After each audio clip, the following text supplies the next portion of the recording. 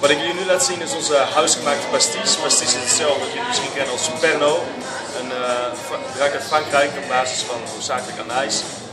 Wij maken het hier zelf en het wordt afgehaald door onze loyale en trouwe werknemer Armando.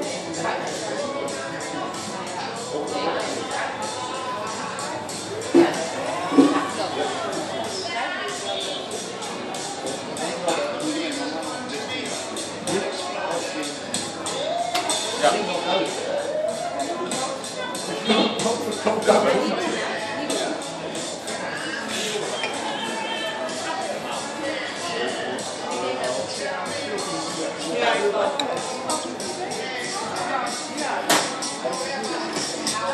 Net een beetje vlugger gaat.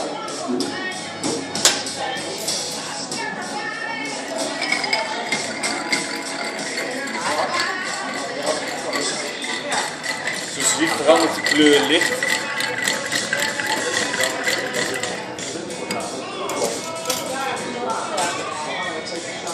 Alsjeblieft, dankjewel.